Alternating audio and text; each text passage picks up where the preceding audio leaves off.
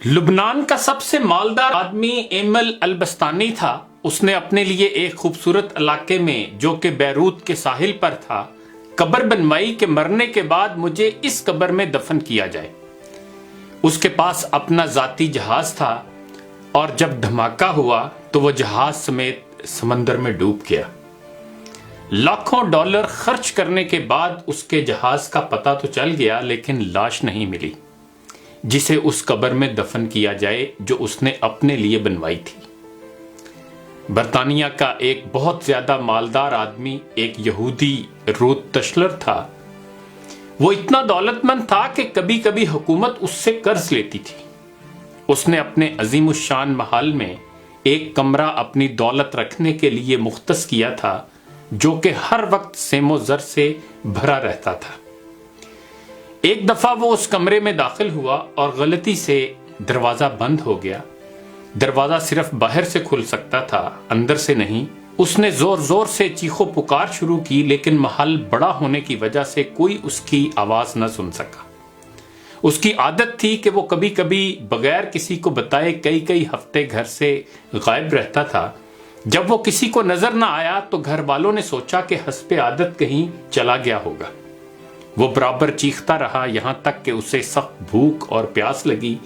اس نے اپنی انگلی کو زخمی کیا اور کمرے کی دیوار پر لکھا، دنیا کا سب سے مالدار آدمی بھوک اور پیاس سے مر رہا ہے۔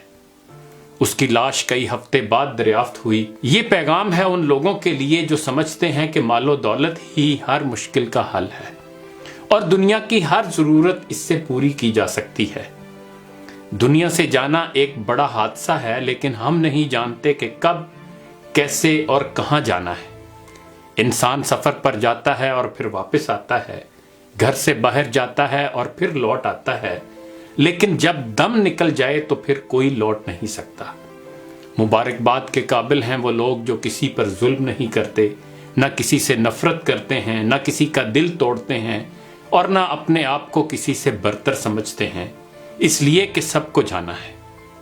ایک آدمی ٹیکسی میں بیٹھا تو دیکھا کہ ڈرائیور قرآن سن رہا ہے۔ اس نے پوچھا، کیا کوئی آدمی مر گیا ہے؟ اس ٹیکسی ڈرائیور نے جواب میں کہا کہ ہاں، ہمارے دل مر چکے ہیں۔ قیدی اس لیے قرآن مانگتا ہے کہ قید تنہائی میں اس کا ساتھی بنے۔ مریض ہسپتال میں اس لیے قرآن مانگتا ہے تاکہ اللہ اس کے مرض کو دور کرے، اور مردہ قبر میں تمنا کرے گا کاش میں قرآن پڑھتا تو آج قرآن قبر میں میرا غم خوار ہوتا۔ آج نہ ہم قیدی ہیں، نہ مریض ہیں اور نہ مرے ہوئے ہیں کہ قبر میں قرآن کی تمنا کریں۔ قرآن آج ہمارے ہاتھوں میں ہے، آنکھوں کے سامنے ہے، تو کیا ہمیں اس بات کا انتظار ہے کہ ہم ان مصیبتوں میں سے کسی ایک مصیبت میں گرفتار ہو جائیں اور پھر قرآن کو طلب کریں؟ ابھی وقت ہے۔ آئیے دعا کریں کہ اے اللہ قرآن کو ہمارے دلوں کی بہار، ہمارے سینوں کا نور، ہمارے عیوب کا پردہ پوش، ہمارے نفوس کا مددگار، ہماری قبر کا ساتھی اور روز محشر میں ہمارا سفارشی بنا دیجئے۔